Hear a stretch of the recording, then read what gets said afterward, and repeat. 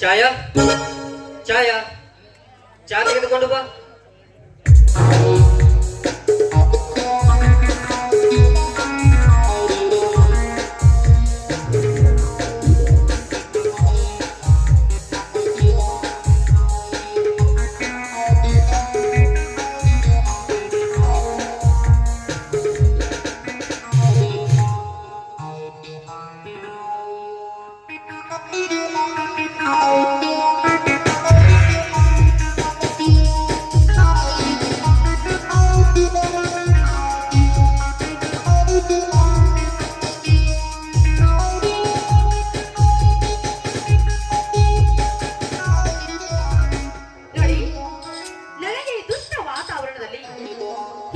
ಸಾಧ್ಯನೇ ಆಗ್ತಾ ಇಲ್ಲ.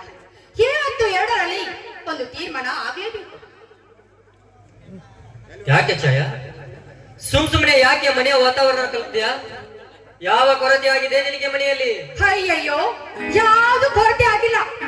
ನಾನೇ ಮನೆಯಲ್ಲಿ ಸುಖವಾಗಿ ಇದ್ದೇನೆ. ಅಲ್ಲ, ಅತ್ತೆ ಮಾವಂದಿರ ಕಾಟ, ಹಾಗೆ ಮೈದಿನ ನಾದನೇರ ಕಾಟ ಎಲ್ಲವನ್ನು ಮಾಡಿಟ್ಟಿದ್ದೀರಾ ಪುಣ್ಯಾತ್ಮರು. ಅಲ್ಲ ರೀ, ನನಗಂತೂ ಈ ಮನೆಯಲ್ಲಿ ಸಹಿಸಿಕೊಂಡು ಇರುವುದಕ್ಕೆ ಸಾಧ್ಯನೇ ಇಲ್ಲ. ಇವತ್ತು ನೀವು ತೀರ್ಮಾನ ಮಾಡಲೇಬೇಕು. ಅಲ್ಲ ಕಣೆ, ನನ್ನ ದೃಷ್ಟಿಯಲ್ಲಿ ಸತ್ಯ ಜೀವಿಗಳಾಗಿರೋ ನನ್ನ ತಂದೆ, ತಾಯಿ, ತಮ್ಮ, ತಂಗಿ ನಿನ್ನ ದೃಷ್ಟಿಯಲ್ಲಿ ಅದೇಗೆ ಕ್ರೂರವಾಗಿ ಕಾಣ್ತಾರೋ ನಾಕಾನೆ? ಅಯ್ಯಯ್ಯೋ, ಎಲ್ಲ ಸರಿ ಹೋಯ್ತು ಬಿಡಿ. ನೋಡಿ, ಆನ ತಂದೆಯ ಮಾತುಗಳು ನಿಮ್ಮನ್ನು ಮದುವೆಯಾಗಿ ಹೀಗೆ ಮನೆಗೆ ಬಂದಲ್ಲ, ಅದೇ ನನ್ನ ತಪ್ಪು. ನೋಡಿ, ಅಷ್ಟೇ ನಿಮಗೆ ನಾನು ಬೇಡವಾಗಿದ್ದರೆ ಹೇಳ್ಬಿಡಿ. ಈಗ ನನ್ನ ತವರ ಮನೆಗೆ ನನ್ನನ್ನು ಕಳಿಸಿಬಿಡಿ. ಹಾಗಲ್ಲ ಛಾಯಾ, ಆಫೀಸ್ ನಿಂದ ದುಡಿದು ಹಣ್ಣಾಗಿ ಇದೀಗ ಮನೆಗೆ ಬಂದಿದ್ದೇನೆ. ನೋಡು, ದಯವಿಟ್ಟು ಇಂಥ ವೇಳೆಯಲ್ಲಿ ನನ್ನ ತಲೆ ಕೆಡಿಸಬೇಡ. 2 ವರ್ಷ ಇಲ್ಲಿಯ ವಾತಾವರಣಕ್ಕೆ ಹೊಂದಿಕೊಂಡು ಹೋಗು.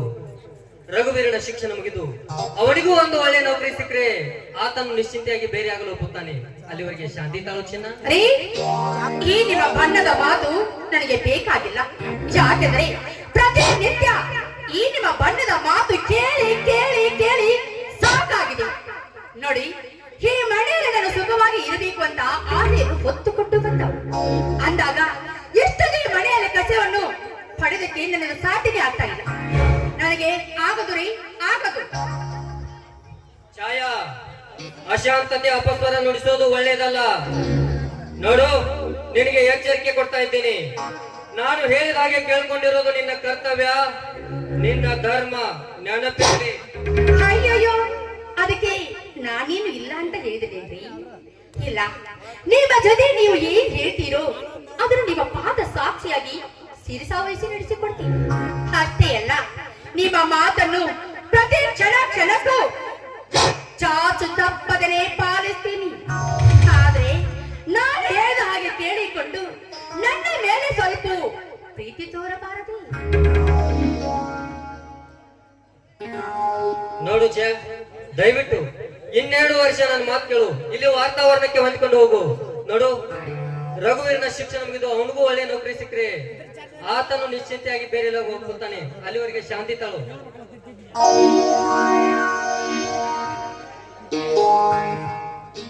ನೋಡಿ, ನನಗಂತೂ ಈ ಹಾಳಾದ ಮನೆಯಲ್ಲಿ ಇರಲು ಸಾಧ್ಯನೇ ಆಗ್ತಾ ಇಲ್ಲ.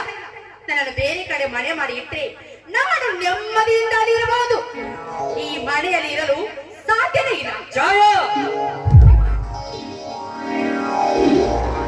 ಸಿರಿಯ ಮನದಲ್ಲಿ ಬೆಳೆದ ನಿನಗೆ ನಾವು ಬಿಕಾರಿಗಳಾಗಿ ಕಾಣ್ತೀವಲ್ಲ, ಹೊರಟೋಗು ನನ್ನ ಮನೆ ಬಿಟ್ಟು.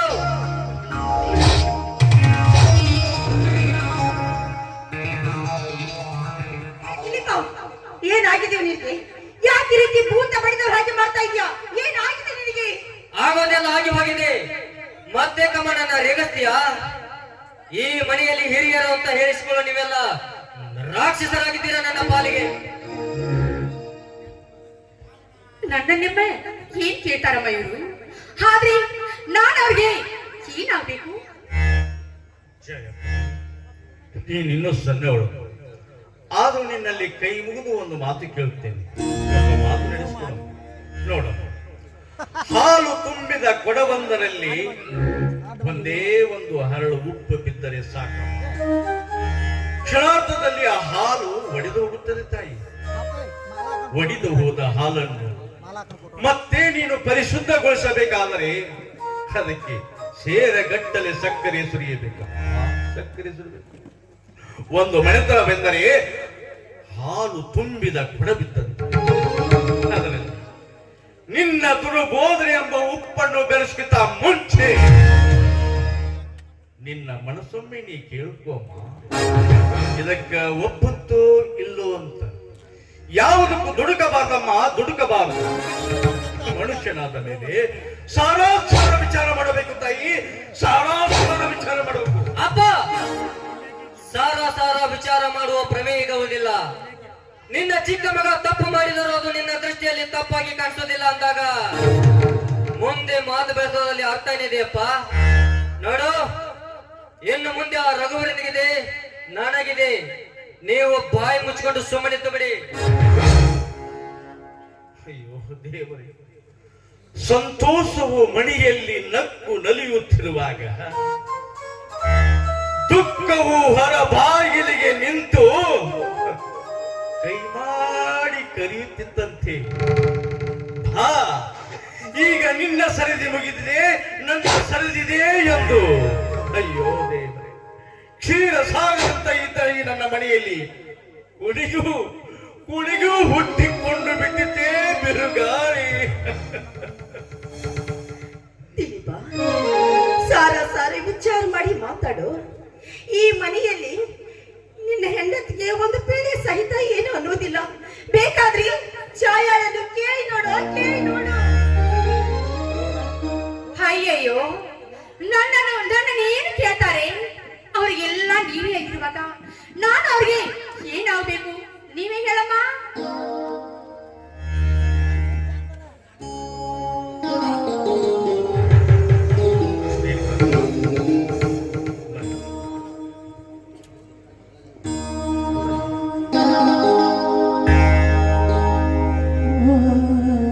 ದಿಲೀಪ, ಸ್ವಲ್ಪ ಸರಿಯಾಗಿ ವಿಚಾರ ಮಾಡು.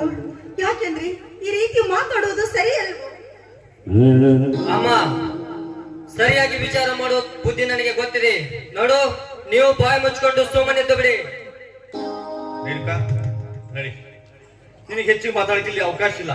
ನಡೆ ಬಳಿಗೆ. ಕೆಸರಿನ ಮೇಲೆ ಕಲ್ಲು ಚೆಲ್ಲಿ ನಾವು ಮುಖಕ್ಕೆ ಸಿಳಿಸಿಕೊಳ್ಳೋದು ಒಳ್ಳೆಯದಲ್ಲ. ನಡೆ ಬಳಿಗೆ.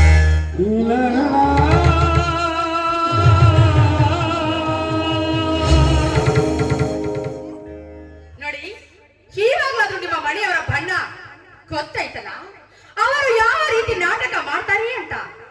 ಅವರ ಮಾತಿಗೆ ಮರುಳಾಗಿ, ಅವರ ಬಣ್ಣದ ಮಾತಿಗೆ ಇಷ್ಟೊಂದು ಮರುಳಾಗಿ ನಿಂತುಕೊಂಡಿದ್ದೀರಲ್ಲ, ಈವಾಗ್ಲಾದ್ರೂ ತಿಳಿತಾ ಅವ್ರು ಹೇಗಿದ್ದಾರೆ ಅಂತ?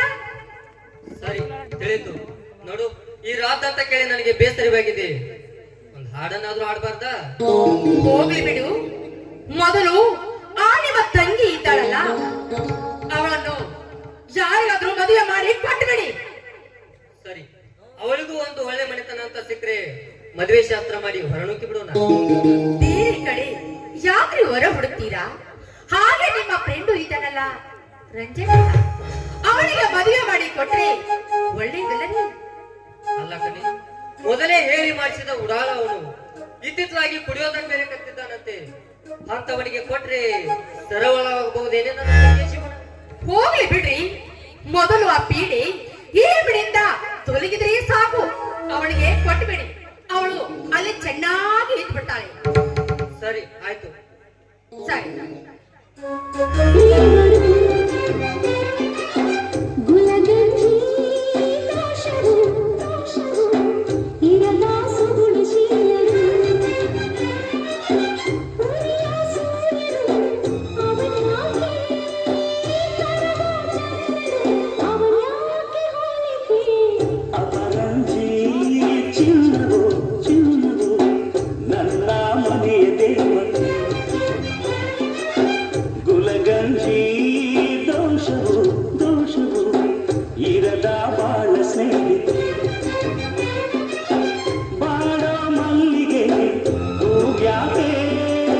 ಶಿಲೆಯ ಬಾಲಿಕೆ ಅವಯಾಕೆ ಹೋಲಿಕೆ